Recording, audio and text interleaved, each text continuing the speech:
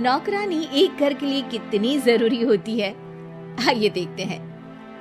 अरे बहू, ये देख, सारा साबुन बर्तन में रह गया। ये नौकरानी कोई काम नहीं करती, गंदा काम करके चली जाती है और ढेर सारा पैसा ले जाती है। अरे मम्मी जी, उसने तो साफ किया ही था। मेरे ही हाथ से इस ग्लास में सर्फ गिर गया था। अरे बस कर झूठी, उसे बचाने के लिए सारी जुगत लगा ले, लेकिन मैं तो इसे निकाल कर ही रहूंगी। हमारे जमाने में ना कोई नौकरानी थी और ना ही ये चिकने बर्तन। चूल्हे के जले बर्तनों को राख रगड़ कर साफ किया करती थी मैं। अरे माँ जी, मैं कहाँ बचा रही हूँ उसे। और वैसे भी आजकल नौकरानी जरूरत नहीं, स्टेटस सिंबल बन गया है। अब आप बताओ, मैं मुन्ना को नीचे घुमाने ले जाऊं तो लोगों से क्या बोलूं? झाड़ू पोछा खुद लगा रही हूँ। लोग सीधा यही पूछते हैं कि कौन सी नौकरानी काम कर रही है तेरे घर पर। अरे बस कर, ये भी कोई बात होती है? मम्मी जी, आप नहीं समझेंगी। शाम को नौकरानी घर आकर काम कर ही रही होती है कि सास को कहती है, माँ जी, एक बात बोलूं, बुरा न मानना। अरे वैसे तो मुझे तेरी शक्ल ही पसंद नहीं है, बात क्या खाक पसंद आएगी। अरे माँ जी, सुन तो लीजिए क्या कह रही है। तो मैंने कौन सा उसका मुंह पकड़ लिया है? अरे माँ जी, वो लाल साड़ी पहनती हो ना पहना करो। सास का गुस्सा अब तो 7वें आसमान पर होता है। अरे वाह जी वाह, क्यों ना पहना करूं? और तू होती कौन है ये बताने वाली कि मैं क्या पहनूं क्या ना पहनूं? अरे माँ जी, पूरी बात तो सुन लो, वो बोलना क्या चाह रही है। अरे बुरा न मानो आंटी जी। अरे कौन है आंटी? अपनी उम्र देखी है तूने?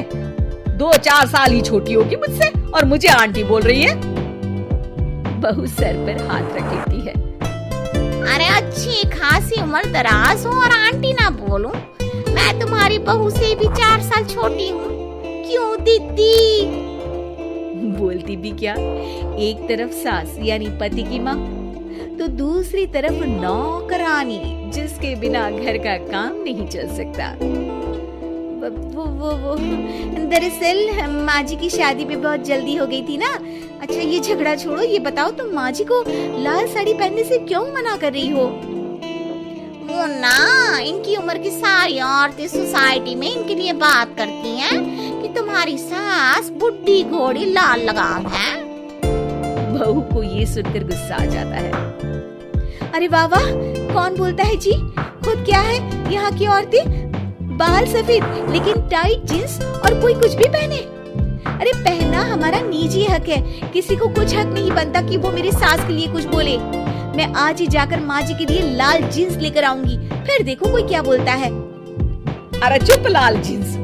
अरे सुन नौकरानी की बच्ची, जाकर बोल दे उन लोगों से कि उन लोगों की तरह मैं उड़ती नहीं फिरती हूँ घर बार छोड़कर।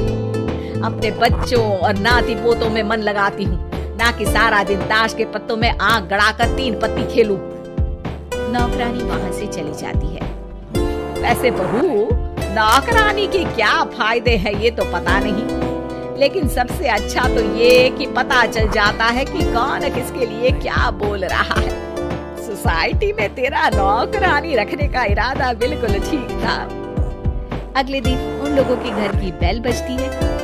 बहू दरवाजा खोलती है कि सामने कुछ औरतें खड़ी होती हैं। अरे बहू, कहाँ है तेरी सास? बुला जरा। अरे बहन जी, आप सारी एक साथ आइए आइए, कैसे आना हुआ? अरे 3 पत्ते खेलने आई हैं, क्यों खेलोगी? क्यों नहीं, वैसे भी बड़े दिन हो गए, एंटरटेनमेंट हुआ नहीं। बहू जा जाकर पकोड़े तो बना ला। अरे बस करिए, आगे कुछ पीछे कुछ। वैसे तो कहती है कि परिवार पर ध्यान देती है, हमारी तरह 3 पत्तियां नहीं खेलती। हमने कौन सा परिवार छोड़ दिया? सास सक पका जाती है। अब ये किसने कहा? मैं तो कहती हूँ कि मैं भी थोड़ा बाहर निकलूं। आपने ही तो कमला नौकरानी से ये सारी बात की थी।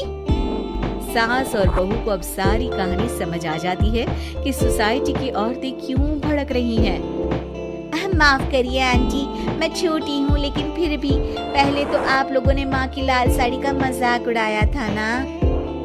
हाँ उड़ाया था, लेकिन उससे पहले तो तुम लोगों ने हमारी जीन्स के बारे में बात की थी। अरे क्यों ना पहने हम जीन्स, तुम्हारे पैसों की थोड़ी ना है। सास और बहू सर पकड़कर बैठ जाती है। देखा बहू, ये खेल कर गई तेरी नौकरानी, यहाँ की बात वहां तो वहां की बात यहाँ।